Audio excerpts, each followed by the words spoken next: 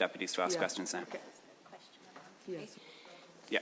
But in that case, I might just inform the House that I've taken the opportunity to write to the Minister back in... That's okay. Yeah, I'm sorry. My mistake. It's actually, we're starting with Deputy Carol McNeill and Dara Cleary. You have 5 minutes each. You have 5 minutes each, and your 5 minutes, Deputy, is questions and answers within that 5 minutes. Okay, fine. Thank you, Lasca and Corley. Yeah. I had written to the Minister, so I've given him notice of many of my questions in relation to the National Broadband Plan. Thank you for the letter that I received yesterday. Just to put on the record of the House, my questions to the Minister were, and he may address them in his answers, whether, and this is in December, whether his department had been notified about whether or not the principal investors or funders of the National Broadband Plan were about to exit the deal that was in December, and whether replacement funding was currently being sought, whether there were change of control provisions in place that required the Minister's oversight if the principal investor were to exit the deal early, whether the primary controls around milestone payments and the status of that from the Minister's perspective, whether the Minister was concerned with the ability of National Broadband Ireland to continue if there was a cash flow issue, the visibility of the Minister and the Department over National Broadband Ireland's finances, as well as their abilities to sustain the cost of deployment, and the impact of COVID, the National Broadband Plan delivering the proportion, what the proportion was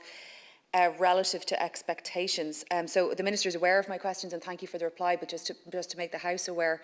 And if perhaps, Minister, you might just acknowledge those questions, and then I have 2 or 3 more short questions for you, please. Thank you, Deputies. Thank you, Deputy Carol McNeill. So within the contract, there is provision for termination, for early termination on both sides, and there are details around that.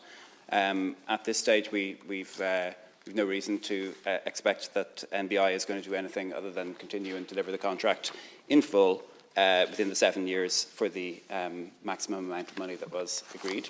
So the 2.1 billion is a maximum payment rather than a fixed payment. There are milestone payments, so that the structure of the payments within this contract is very carefully detailed.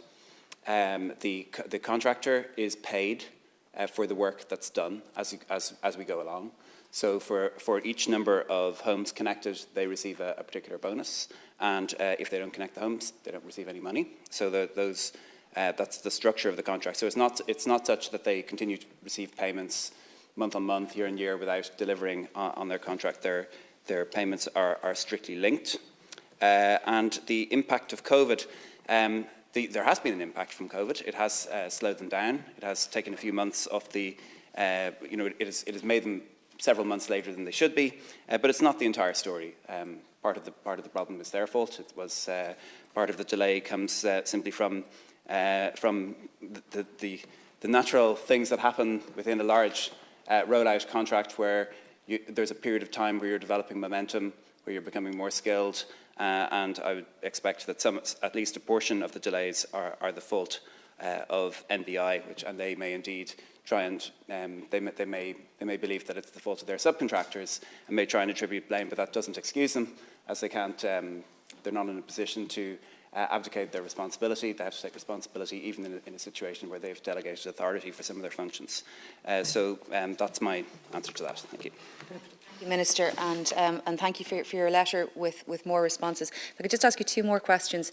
I saw yesterday in the Shannon there was a number of 54,000 connections. I think the milestone was set at 60,000 homes. I'm open to correction on that, being ready for connection by end of January. Is that correct? I'm told that there's 34,000 and you can forward order another 20,000 not ready for connection. So I suppose my question is that accurate?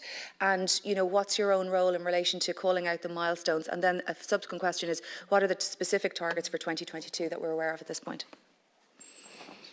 Thank you, Deputy. So the 54,000, and you would have received a detailed email showing all the progress so far just before Christmas, as every Deputy and Senator would have been sent, and we'll continue to update you as we go along on the progress.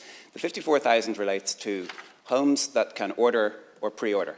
Order means that you get your fibre connected within 10 days. Pre-order means within 90 days. So that means 54,000 homes, if they all ordered or pre-ordered today, would all have it within the 90 days. So that's where we are. So I would expect that available for order, we would probably be at 60,000 by March. So that's where we are now. And 2022 targets? 2022 targets are under negotiation at the moment. So there are, the contract has, it's not that they're targets, it's that the specific milestones and deliveries are set in the contract at the start. So they're all there already. So what we're negotiating now is what their actual delivery is going to be, given or what their projected actual delivery is going to be, given the delays that they've experienced last year. Okay. Deputy Thank Chair. you, Minister.